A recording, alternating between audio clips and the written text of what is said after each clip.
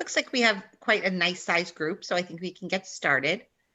Hi again, everyone, and welcome to today's webinar, How I Learned to Stop Worrying and Love Weighting Non-Probability Surveys. There's just a few housekeeping items that I would like to go over before we get started.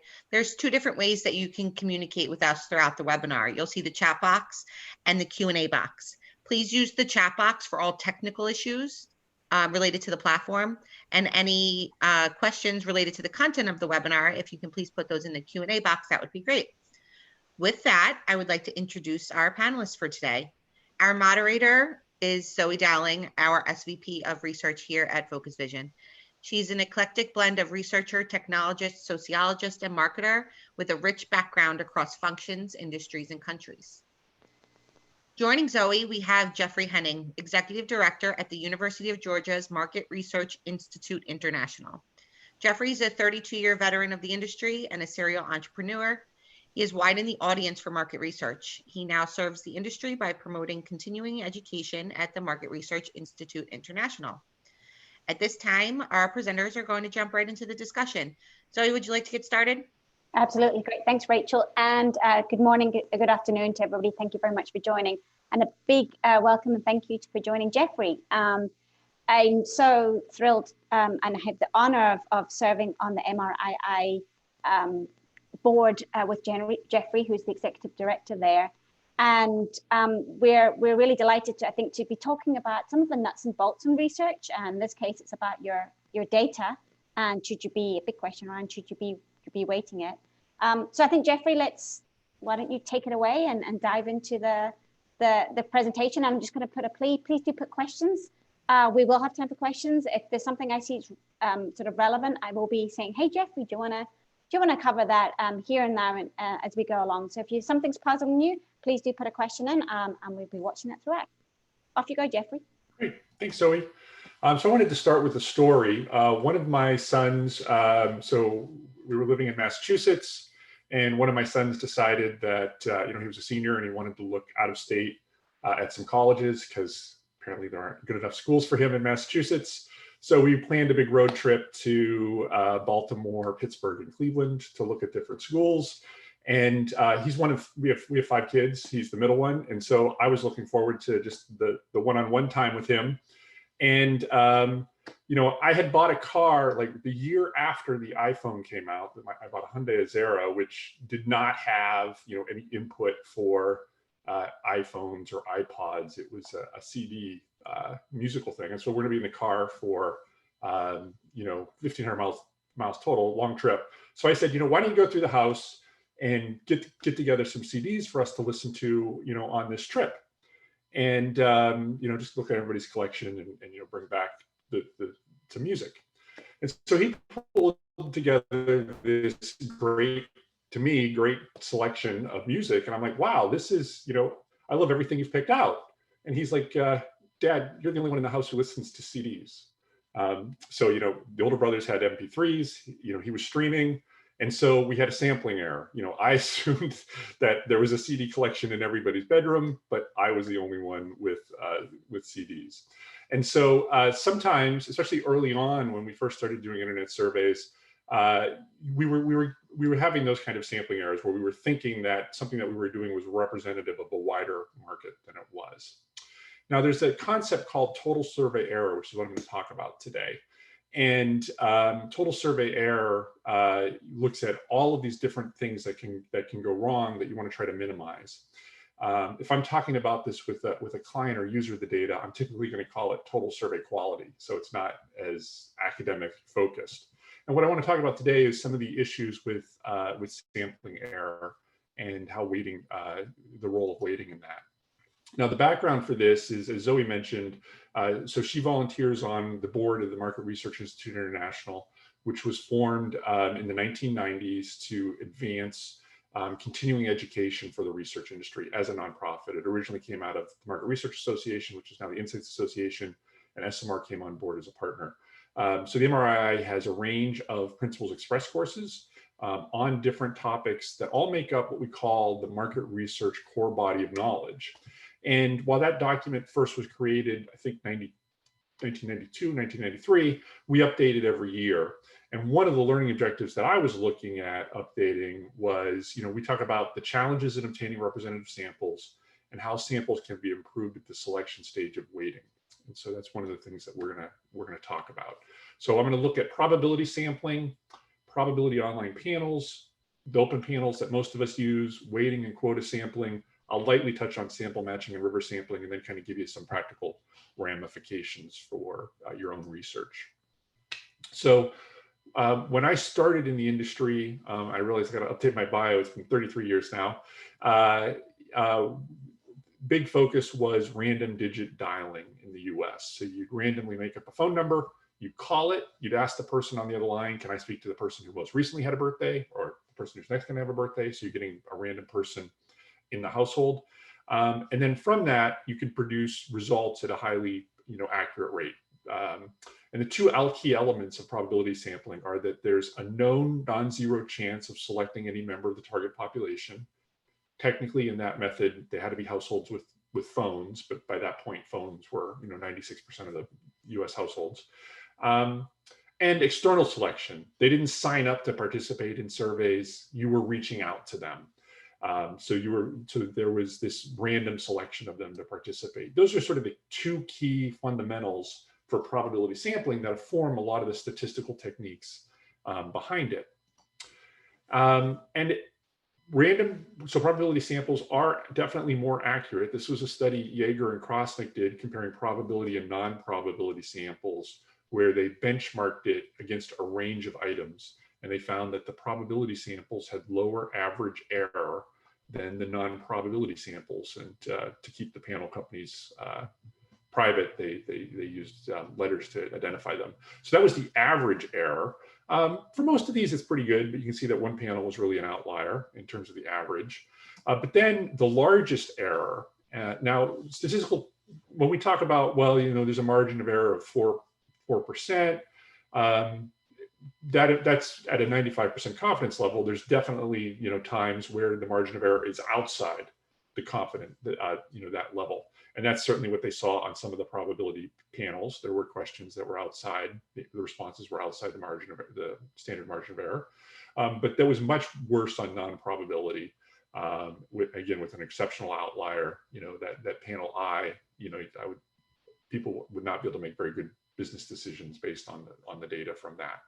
So it's long been accepted that non-probability panels are okay, but not as good as probability work. Now, one of the things that I would often hear from folks is, well, we can't do probability research anymore. It's just too expensive. People don't answer their phones.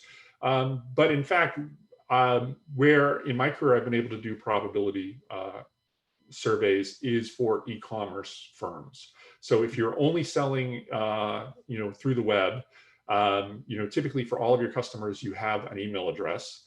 You often have email addresses for prospects as well.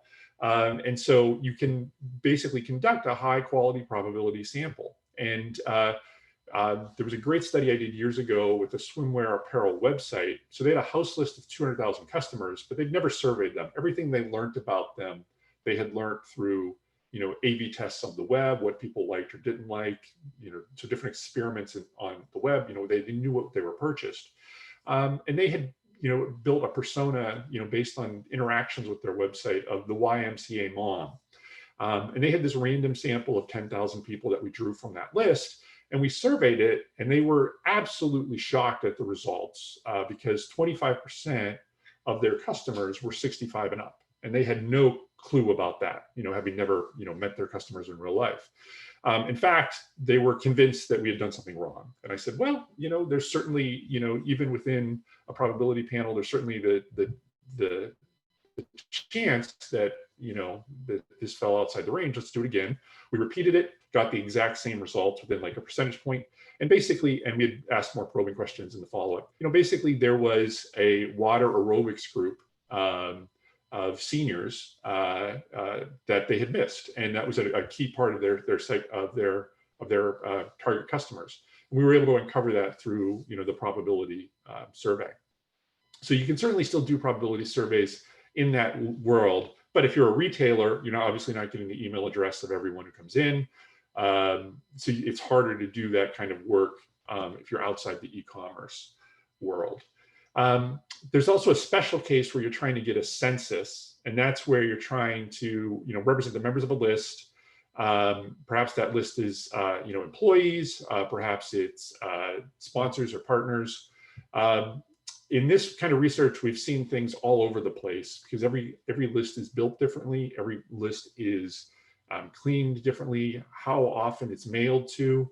So the median response rate for last year, I went through and did this analysis, it was 6%, but we saw results ranging everything from 0.1%, so only 1 out of 1,000 people took the survey, to 78% of respondents took the survey. And now I should say that was an invite and 2 reminders was sort of the standard method used to reach that house list.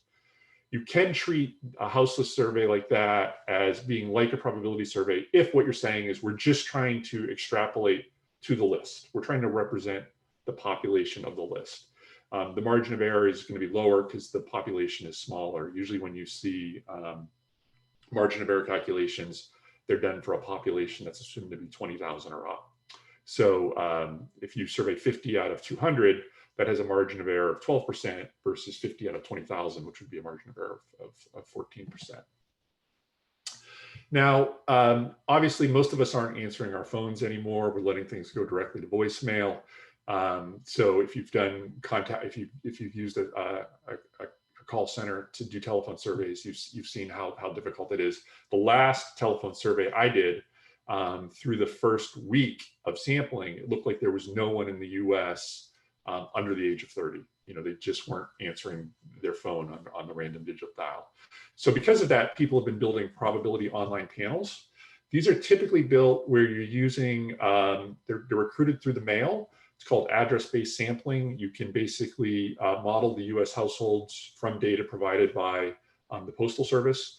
And so you're inviting people through that. The more extensive ones will actually provide, originally they were providing web TVs, then laptops, and now tablets. So they'll actually provide devices to households without devices or internet connectivity. And the good ones will communicate both in English and Spanish, given the rate of Spanish speaking in the US. And they found that probability online panels perform as well as random digit dialing did. So, and there's this always been a concern about low response rates, but a random sample of a random sample is still highly accurate, even though if you did the math, the net response rates to that one survey of the panel are low. So Pew Research has moved almost all of their work to their probability panel. So they announced that last February, that that's now the main source of all their surveys. And it was being driven by the declines in telephone survey rates. Now, such panels don't work for low incidence populations. These are all surveys I've done in the past. Mothers of kids 4 and under, women doing yoga workouts, adventure racing enthusiasts, very narrow audiences that in a panel that you've built, even if it has 20,000 people, you're not going to have enough people in that panel to participate. So you're going to have to look at something other than probability sampling to do that kind of work. So, and that's not new. This is Donald Campbell, social science in the 60s. He said, where randomized treatments are not possible, we must do the best we can with what is available to us. So that has sort of led to the development of statistical techniques. So if we look at open online panels, these are the type of panels most of us probably use in our research. Many of them are partners of Focus Vision. Anyone can join the panel. You can join for cash or prizes. So you can just go and sign up today. They've often supplemented their work though. They're collecting results not just from panelists but from non-panelists, and I'll talk about that a little bit in a bit. The results can be inconsistent. This is what's called a convenience sample. It's a non-probability sample, and even if you're taking a random sample of this giant panel, and panels are often 1 million or more members, that's still a convenience sample. I've had good luck using tracker studies on that, where we're taking a random sample of that panel over a long period of time. There are concerns that if anyone can join the panel, it's easier for bots and bad actors to join the panel. Interestingly, even though we're all, most research nowadays is internet focused, it still decimates the population. It leaves 1 out of 10 people out. And that rate varies. So 89% of the population, has internet access, but only 81% of those with household income of $30,000 or less do. So 1 out of 5 of those households aren't represented. And for whatever reason, we found that lower educated obviously correlates to income, and older folks 65 and up. So only 65% of them have internet access. So when you're trying to survey those audiences, there's definitely some real concerns. And so that's where people then start to think about weighting. How do I make sure my results are more reflective of this overall population? And in probability sampling, there's always been a dedication to weighting, where they're weighting for non-response bias. They're weighting to make sure that they're correcting their sample to match the population. Weighting is often talked about as if it's just a simple process of arithmetic. You just do the math and there you are. But there's actually a lot of editorial judgments involved in weighting. Which questions are you going to weight on? Are there minimum and maximum weights that you're going to have? And I'll discuss that in a little bit more detail. What do you do to simplify the weighting scheme if the sample balance is too low? So there's lots of editorial decisions that there's not a lot of data to support one approach or another. People have sort of rules of thumb that they've picked up in their time in the industry. So we'll start with a really simple example. This is a cell weighting. And so this survey, like many internet surveys, had a lower response rate than you would have liked from those 55 and up. So you can see we had 169 men, 18 to 54, but only 15 men 55 and up. And a lot of internet surveys typically have women participate. They're more likely to participate in surveys. So that was higher as well. And so if you're trying to project the overall population, you basically have to take the target population, divide it by your responses, and then that's the weight per response. And so you can see you have very high weights on these 55 and up. So this is just a very simple weighting. Now, we'll get into some of the concerns you might have about weighting from 15 to 17 people in a bit. I just wanted to give sort of a simple example of what cell weighting looks like. Now, doing a grid, it becomes, now if I wanted to weight by age, gender, and region, which was a common weighting that I used a few years ago, now all of a sudden we're talking about a cube. And if you want to add other dimensions, it's a cube through time, it becomes very complicated. You might not know the precise population at each of those. And so that's led to something called rim weighting. Rim means you're weighting on the outside of the data.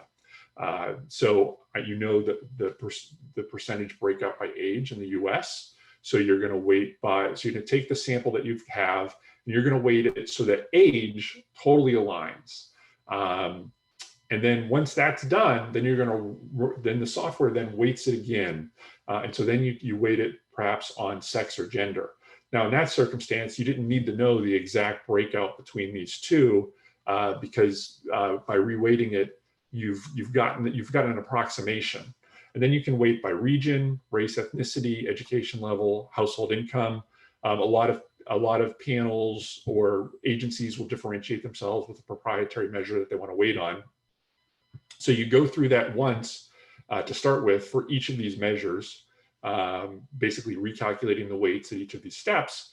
And then you start the process again. And it might run 10 to 30 times where you're trying to align your measures to the population measures that you have overall without needing to know, the precise breakouts on the inside.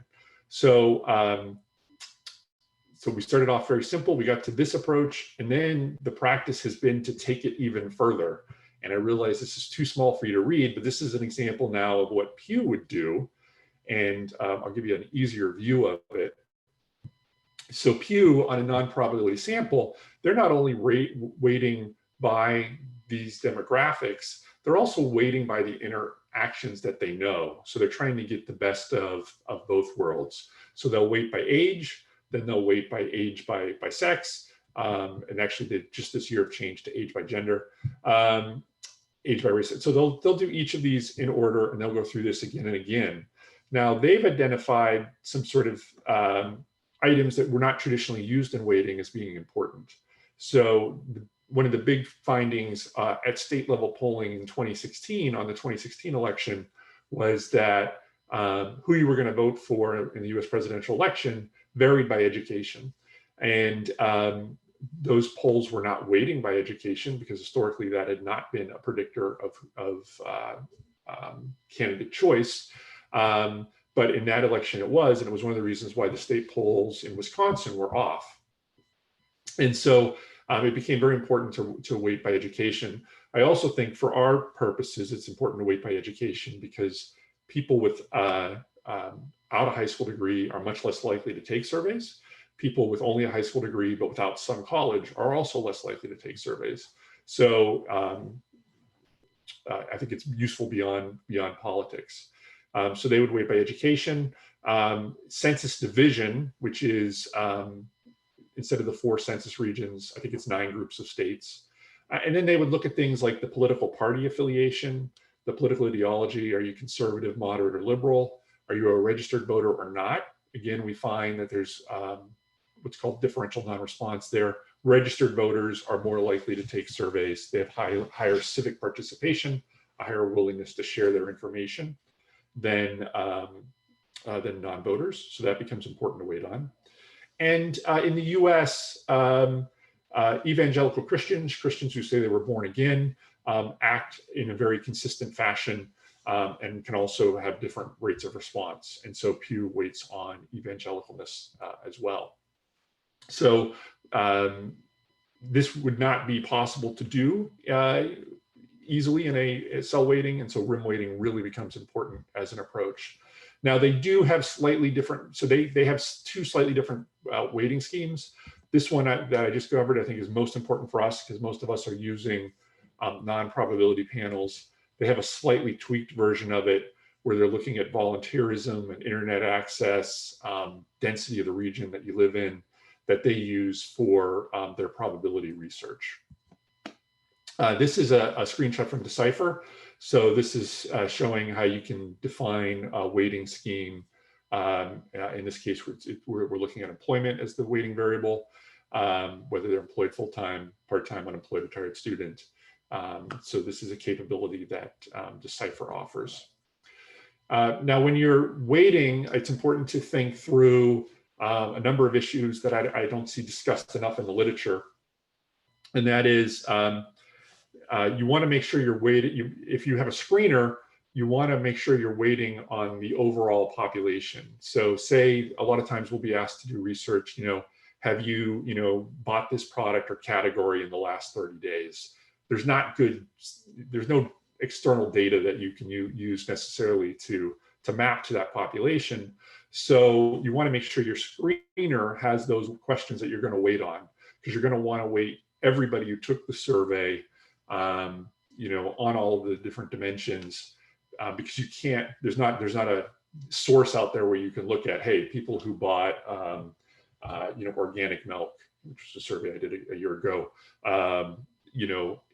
What's that population look like? So you have to make sure you're capturing that information in a longer screener, and then you're weighting everybody who took the survey, even if they didn't qualify for those later questions. If you can't do that, and there's been times where maybe you're given data to weight that someone else has done, perhaps you can buy an omnibus question where that you use just to estimate those population totals and then weight to that. That's an approach that I've used as well. Now, the implicit assumption when we're weighting data is that the respondents that we talk to are representative of the people that we didn't talk to. And that's not true in many cases. It's not true, for instance, for seniors. Seniors who don't have internet tend to differ on many dimensions from internet using seniors. They're often, the research that's been done shows they often have less formal education. They might be more likely to be living in a nursing home or other community than internet using seniors. Internet using seniors are a little younger. I mean, 65 and up, is a large age range. And so you're extrapolating from one group to a group that is not exactly identical. The same with Hispanic Americans. Most surveys, are English only. They're better at capturing acculturated Hispanic Americans than unacculturated Spanish primary speakers. And those groups also differ dramatically. And so because of differences like that, early on in internet research, this is one of the reasons why I was not weighting samples, was because I knew that the people, so I did my first web survey in 1996, and throughout the 90s, any web survey I did, we would know that really we weren't representative of any wider population. The internet wasn't new, but the web was new. And so it just didn't make sense to weight that data. Now, people started weighting those samples in the early 2000s because they thought, like, well, does it really do any harm to do that? It improves the quality. It makes my demographics match the target population. Somebody looks at if I weighted it to gender, and now when I show that frequency top line, it matches gender, so it removes questions. So people were doing it, even though I was one of those who was arguing that there's no research to prove that you should do it. And in fact, I taught a class for the AMA at an annual event that they ran, where I advised against weighting the types of surveys that we did. There had been a study by Yeager and Krosnick where they found that weighting non-probability intersamples did not produce more representative results, because at that time, again, I think people who weren't on the internet were different in dramatically different but important ways from people who were on the internet. Some were experimenting with weighting by attitudinal questions. And then there were propensity weighting questions where you would look at trying to estimate the likelihood of respondents to be online based on their demographics. And you would see proprietary questions that would be important. I think, if I recall correctly, YouGov UK would weight in part on newspaper readership, because newspaper readership was predictive of different political sensibilities, and was something that they had extensive data on. So they were weighting on things that were not just standard demographics. And in fact, there was research about, the questions that you might ask to weight on for a political survey would be different for consumer research. What really changed my mind was this report from Pew Research Center. It came out January 2018, for weighting online opt-in samples, what matters the most. And this report is available for free from Pew. Pew is a nonprofit that does a lot of great research on what Americans think on a range of issues, but also is very open about sharing their best practices and their research on research. So I encourage you to check that out. Now, in this, so the gray is the unweighted data that they got from those opt-in samples. They used 3 major sample networks, similar to the ones that are Focus Vision partners that you've probably used in the past. And you can see that the unweighted data had a much higher average absolute bias than the weighting data. So the weighted data is the raking, it's the yellow. And so weighting the data definitely improved it. I went through all of the different questions they weighted on. So they were weighting on a lot more than I was for those few times where I was using weighting, which, as I said, was just age, gender, and region. They added a lot to that. Now, if we have time, I'll lightly touch on some of the other methods that they looked at. But the important thing, those other methods are much more complicated to do. And the important finding they had was that weighting these samples was a simple statistical technique. It's built, as I said, it's built into Decipher. It's not built into every platform, but Decipher stands out as one that is built in. It's a simple technique that dramatically improved the accuracy of the results. Now, it's not perfect. So based on that research, I started to add those questions in. And we always have at the end of our surveys a last question. Actually, we have 2 last questions. Is there anything you'd like to tell us about this topic that we didn't cover? And then, do you have any comments on this survey? And people hated answering these questions. Someone said, you were all over the place. You were asking these questions on product services and you ended on political preferences. So we actually, over time, tweaked some of our language to say why we were asking these questions. That we were asking them just to make sure that we already had language about, these demographics are to make sure that our sample is representative, but we kind of beefed up that language a little bit. So interestingly, so this was 2019 that I started using these techniques. Well, I guess 2018 and 2019. This year, when I did surveys that were B2B focused, we would sometimes get in the question, you didn't ask me who I was going to vote for president. So this year, people were like, why aren't you asking me political questions? But hopefully next year, as we're not in an election cycle, we'll kind of see some of these same complaints again. So it definitely was something that people did not like from a respondent experience. And as a result of that, if I was trying to wait from perhaps a house list or something, these are probably questions I would not ask. So Reg Baker is the North American ambassador to SMR. He actually was the executive director of the MRII before me. And he wrote a paper, co-wrote a paper for APOR, the American Association of Public Opinion Research, where he says, waiting until the waiting stage to adjust is too late. So you need to think about who's going to be in the survey before you get to waiting. So think up front about who you're selecting to take part in the survey. And so I want to talk a little bit about quota sampling, and then if we have time, some of the more sophisticated methods.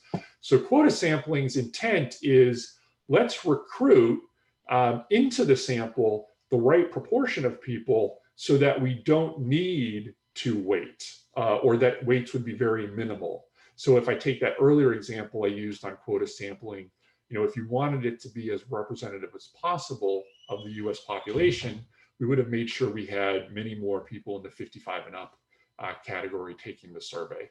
So you're trying to recruit larger segments. Also, it gets around the fear that, geez, we're extrapolating from only 15 people in this bucket, so that gives me lots of concern about waiting.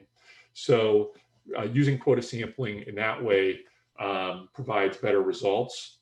A lot of tools will let you quota sample on age, gender, and region with cells. So think of it as a cube. And basically the way it works is, once you filled a quota cell, as I said, women are more likely to take surveys than men in the US. So you would fill up that quota cell of women, then the next person who comes in who's a woman gets screened out of the survey. Now, the more quota cells you use, typically the higher price you're going to pay to the sample company you're using, because the overall incidence rate of who qualifies for the survey lowers. But it is a way to improve the quality in. So this was an age, gender, region survey. These quotas were sort of built into the sample provider. So they had set it up that you could use these quotas. And what I did was, after the survey was fielded, I tracked, okay, who was being screened out. And so the very first group to be screened out was women in the South in the age 36 to 55. So they hit the quota limit first. Then women in the South, 23 to 35. Then in the Northeast, 36 to 55, in the Midwest, and so on. And you can see that 56 and up were slow to take the survey. Also, men, especially young men, were slower to take the survey. I mean, 18 to 22 is a narrower age range than the others, so that's part of the issue. But so the cells filled up at different rates. Now, what you might use for a quota scheme varies. Some sample providers let you specify in detail. Others have standard ones, like that one that I just used was sex by age by region. And some will do what you could think of as rim quotas, where just like we have rim weighting, they're weighting to the overall population. So one of the vendors, was sex, age, education, census region, race, ethnicity, and then population density. Was it suburban, or urban, or rural? This type of approach always makes me a little nervous because what happens is, as you get towards the end, you're starting to get people who don't really exist. So I've seen things like you need as you filled up these cells, I need a lot of Hispanic American men 55 and up in the Northeast. And that's not how those are distributed in the US overall. You know, they're more likely to live in the South and the West. And Hispanic population is a younger population than non-Hispanic. And so you often get these sort of weird groupings at the end, and the fielding of the survey really slows down. So in my own work, it depends in part on the sample provider. One of my sample providers does sex by age by region, so I'll do that. And if they do have it set up to do rim quotas, I'll basically over quota by about 10%. So it's not perfect, but it's trying to minimize that issue that can occur with, you know, kind of finding people that don't really exist in the population at the end. Now, quota sampling, I have found it has a good reputation among corporate researchers. It has a horrible reputation among public opinion researchers. Zoe and I were talking in the prep for this event. I'm a member of APOR. It's the American Association of Public Opinion Researchers. It's a very different world from the Insights Association and SMR, from the market research side of the world.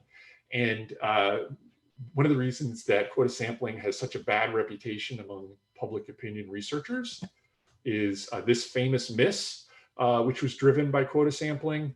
Now, there was a lot fewer surveys. If you'll go and look at historic survey data, they just didn't do the surveys that often. They weren't actually doing many surveys in the final month because they thought it was kind of a done deal. And then they were using quota samples rather than random sampling. It was in part because of this miss that they started to develop more sophisticated approaches to random sampling. But for our work, I find that that's you know, very helpful to use quota sampling. Sample matching kind of takes us to the next level. So sample matching in a way that cell weighting and rim weighting are related, quota sampling and sample matching are related. So quota sampling, you're thinking of these cells typically, and with sample matching, imagine you're doing a survey of 2,000 where everybody's in a unique cell. So, you know, you're trying to find a 57-year-old African-American woman with an associate's degree in Newton Falls, Ohio, in that zip code. You're trying to find a 21-year-old white male high school graduate in Worcester, Mass. Now, where do those cells come from at that level of detail? So they actually build a model of the population. And it's a model. It's not, you know, it's not from census data alone. It's from census data and other data. So the YouGov model is built on the American Community Survey. They impute information from registration and voting supplements. Pew has done a great survey on religion and American life, which also looks at political interest, minor party identification. And so they build the model from lots of different sources. And then when you come in to take a survey, so they might have, you know, have this cell that they're looking for in a specific survey that they're fielding. And then they have this function where they see, well, how close are you to one of our cells? If you've just come in to take a survey, how close are you to one of our cells? And we're going to find which cell and which survey we have running live. So they're using this to manage flow into all of their surveys. And so to fill that cell, you know, they might invite a 59-year-old woman with a Bachelor of Science in Warren, Ohio, which is a town over, into that bucket. I actually tried to build a model like this and do it, and it is very complex. And like Pew, found that it really wasn't improving the accuracy. I mean, I think if you're someone like YouGov, who that's your core differentiation, that's great. But for most of us, rim weighting is sufficient. Now, before we get to questions, I just want to touch on river sampling. So river sampling are, a lot of the panel companies now have drive traffic to your survey, not just from people they've already profiled in the panel, but from river sample, where they're asking you some demographic questions and then routing you into a survey. So you might not have taken a survey before. The advantages of that are because we have seen that panel participation does change people. The good news is there's something called practice effects. The more you do something, the better you get at it. So if you're regularly answering surveys, that's going to improve the accuracy of your responses. Panel members become more introspective, better at reporting how they're thinking about things. Their answers to attitudinal questions improve with practice. But there is panel conditioning. So there's a stimulus hypothesis. if you ask people if they're going to vote, you actually improve the likelihood that they vote, for instance. They are less like the general population from past surveys. There was a great case study shared by Wendy's where they showed contamination from a prior study they had done on salads impacted another survey that they were doing. This was to their own panel that they had built in conjunction with a panel partner. And people leaving panels at different rates, affects the representativeness of the panel. Ina Burdine talked about how members of the panel are different than non-members. They're more likely to be introverts. That other research says that you actually become encouraged to be an introvert as you stay on the panels. And so people enjoy thinking. So this need for cognition is definitely something we see on panels. One of the reasons we wait for education now is, the number of people with postgraduate degrees who take surveys is much higher than those with bachelor's degrees. So there's definitely this need for cognition that encourages people to take surveys. So the river sample is meant to help you get around that. Intercept surveys, by Google surveys, Civic Science, REWE, those are meant to, reach audiences that aren't on panels. Civic Science will compare their data at times to panels to show how different it can be. They like to talk about it as almost being probability sampling, but there's no known chance of you being on a news partner of Civic Science and getting that survey. So it's not true probability sampling, but it tries to correct for some of those issues. So I want to give the practical ramifications for what you should think about. Basically, all of these techniques are trying to get us closer to what we had in the 1980s and before, when we could just randomly call people. They're trying to get us better mimicking of the behavior of probability surveying. So the sample matching technique is trying to make sure that it's more representative. Weighting is correcting for demographic underrepresentation rather than non-response bias. People will report margin of error. APOR would tell you not to do that because you can't really report margin of error from a non-probability sample. And people are choosing to participate in a way that goes against external selection. So again, APOR would tell you don't report the standard margin of error calculation that you can calculate, because this is not a probability survey.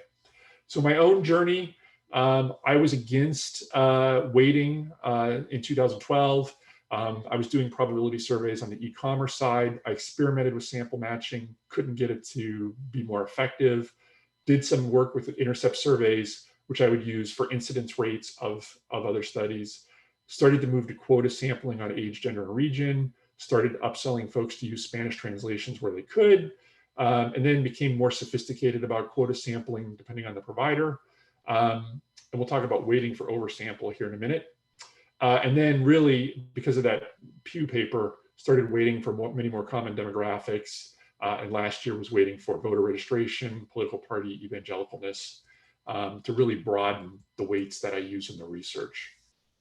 So historically, I would wait for oversample, if you're doing a survey. So we would often be asked for geographic research. Hey, we're going to do a survey of the overall US, but we want to oversample in New York and California because those are big markets for us. And so we'd weight by state. We're going to survey, a range of customers. This is on the B2B side. We're going to weight based on size of the customers. International studies often would get weighted very differently. We did a great one on toy studies a few years ago, where we talked about, do you want to weight to the population of those countries? Do you want to weight by the relative size of the toy market? Do you want to weight by market share? So lots of different choices when you're kind of doing that sort of B2B research. Waiting for interim reporting. I don't do this too often, but for slower fielding studies, because we saw how quota cells fill differently, your early results are different than what your final results are going to be. And most platforms don't support weighting crosstabs, and that's a longer conversation. We've actually moved to using Bayesian crosstabs, which I could, if you have a question about that, drop me an email and I can talk to you about that.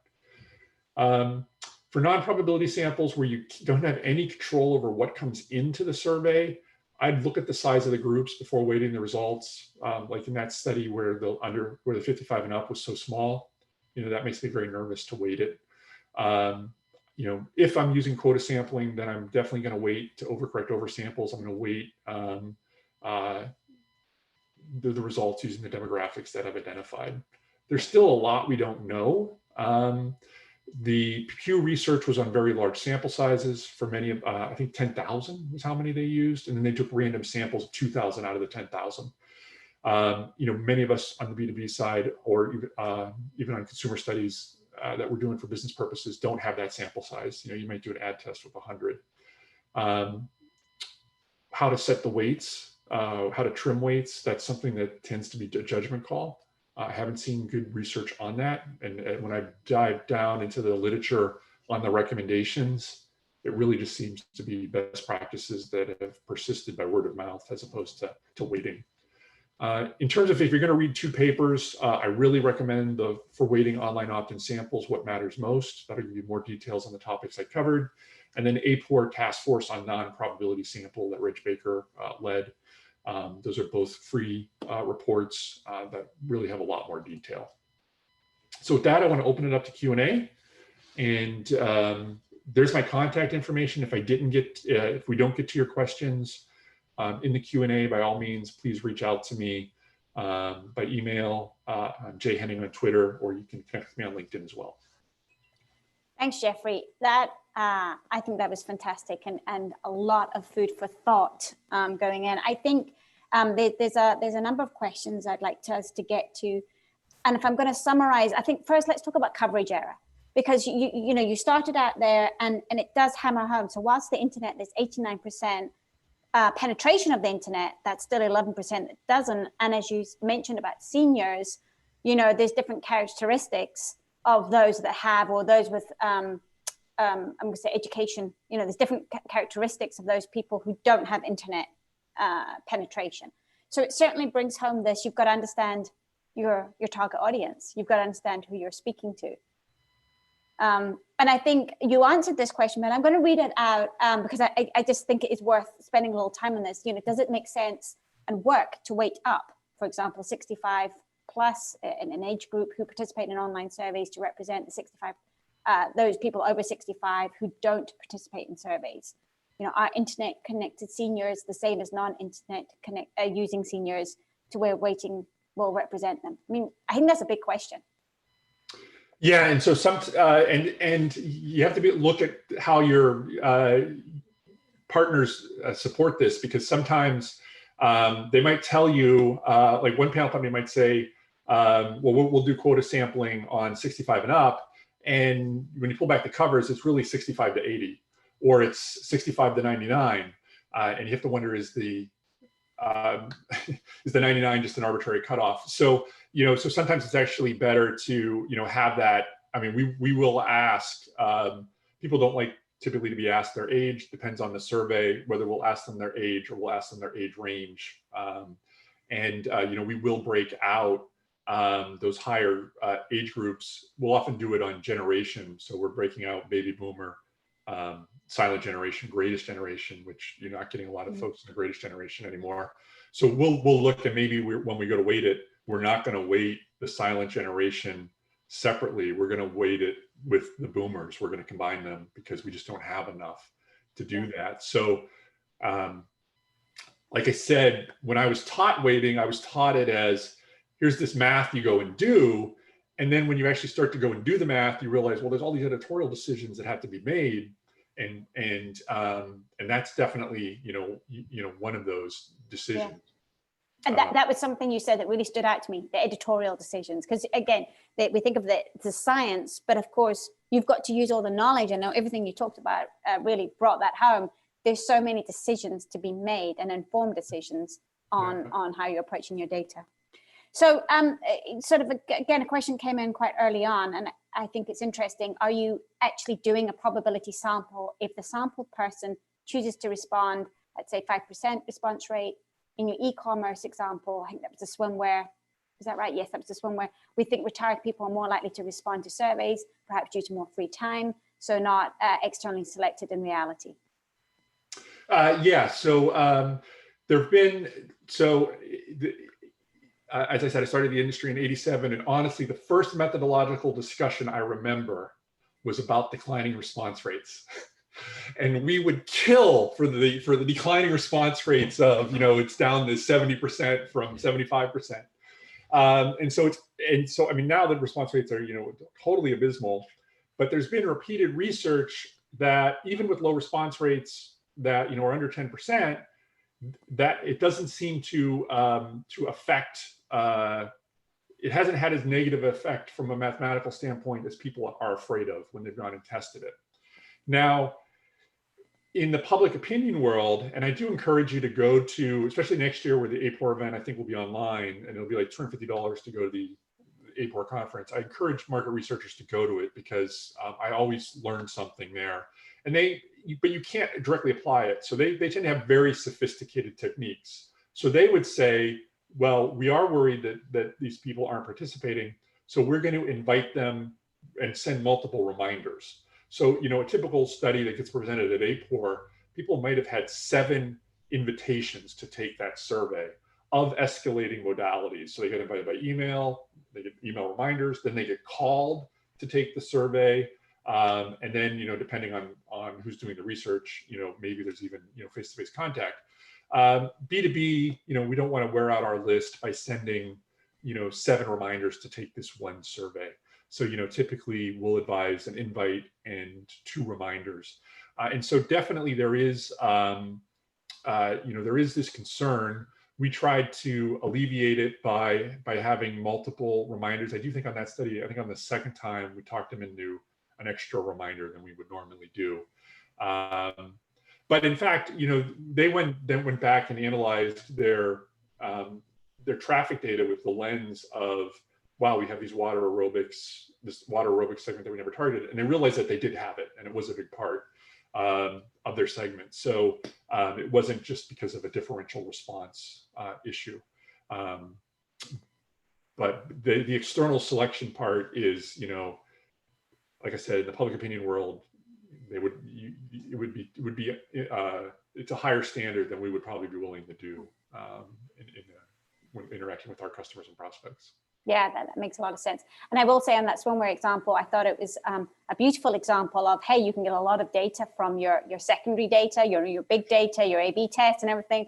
Oh, but you're missing that critical piece and understanding who your audience are. Exactly. And the value of asking. So a question around the Pew rim weighting. Isn't the danger that weighting by political affiliation may be controlling for the dependent? Well,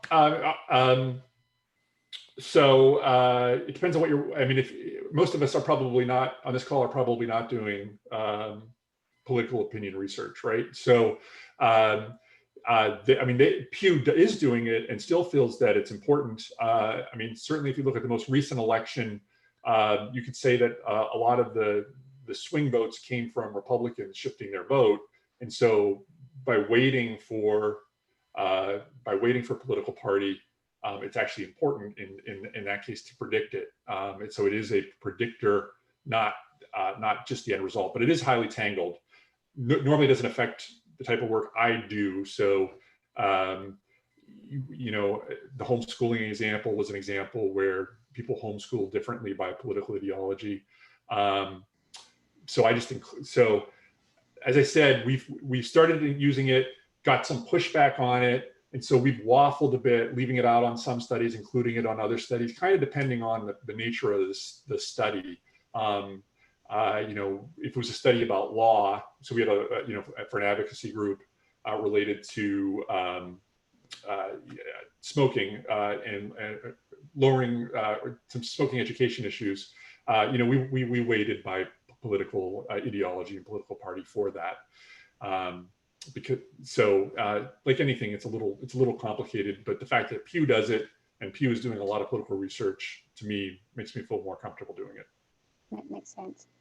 A question about rim weighting is there an upper limit to the number of variables you can include in rim weighting? Will too many variables start to distort the data? Well, I was really shocked when I read the Pew paper in terms of, how many techniques they used. They, and they did the interactions, age by gender, age by region, So that really surprised me. But so we typically are not doing the interactions when we weight it. We're just using all of the variables. And we found, and so to calibrate our methods, I didn't really talk about calibration. We actually took a Pew study and asked the same questions and then saw how predictive our weights, the weighted results were to kind of calibrate our methods. And, you know, we were really close without going to that level of interaction. So we don't use as detailed a method as they do.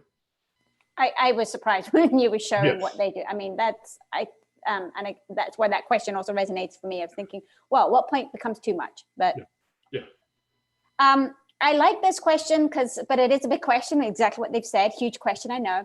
What are some good resources for population values in the United States? For example, pet ownerships, type 2 diabetes, home ownership. And that goes back to my initial kind of comment on, you got to understand your target audience. So how do you have any insights? It's not only that, but for calculating the weights. I'm like, I've looked at some data collection firms when we first started down this path, and I was like, can you sell me like the right weights? Like, I don't want to go and figure out, you know, all of these different things. And you can see that YouGov, you know, uses different, you know, they kind of went through their sources. And so they're using Pew. I mean, the Pew Religious Life Survey, because you think of religious groups that, you know, are 1% of the US population. So that religious life survey that they do has a huge sample size.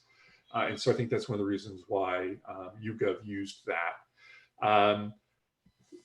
And that's why I think it's important to wait on the screener, because that way you've got a larger sample size. If I buy an omnibus question of 1,000 or 2,000 responses, I'm not getting great weights from that. It's better than nothing. But if I'm screening and say I want 1,000 people, but only 20% qualify, well, then my exterior part of that, you know, is 5,000. So I typically would encourage you to, where you would have skipped them out of the survey, instead skip them to the demographics. Now, you then have to think about, so we've had studies where we then compensate everybody, which, you know, is impossible all the time, or where we're like, we're just going to ask age, gender, or region. So there's trade-offs there in terms of managing the budget and the expense. And we had one where they didn't answer the full demographics; they just answered the sort of weighting questions, and we compensated them. So we tried to keep the survey short. So it can get a little involved, but I find waiting on the screener is the best way to go, because also that's where the quota samples are lined up towards that. But that does require paying. I mean, we've seen some changes in the panel industry in terms of how they're compensated, where they're looking at an average earnings per click, EPC. I think you and I have talked about in the past. And so if they're in an EPC model, then it becomes more affordable for you to pay every person who takes the survey, even if they're not the complete that you're looking for. That makes sense. So this is a big topic, and of course it interlocks with everything else that we do within the survey research. But we are at time. We didn't get to all the questions. Jeffrey, it's okay. I'm going to come back to you, and we can make sure that everybody gets some answers. I love the conversation. I hope everybody will continue to engage in it, because I think we really do need to continue to have these methodological conversations and think about how we designing our surveys, who we speaking to, how we designing a sample, understanding how sample works today, understanding the implications of the editorial decisions that we make, which comes with sample, comes with weighting, but also comes with how the questions we're asking. So I think a lot for us to continue to talk about. I'm going to say thank you very much to everybody listening, and a massive thank you to you, Jeffrey. This has been really enjoyable and informative. Thank you. Thank you so much for the opportunity, Zoe. Absolutely. Rachel, over to you. Great. Thanks, Zoe. And Jeffrey, thank you so much for joining us today. It was wonderful. Unfortunately, it looks like we've reached the end of our time together. If there were any questions that didn't get answered today, we will follow up soon, or you can email us at webinars@focusvision.com. And I know Jeffrey had his email address up as well. So if you'd like to email him, and we will respond to your question at any time. We hope you enjoyed today's discussion, and we hope to see you at a future webinar. Have a great day, everyone. Thank you.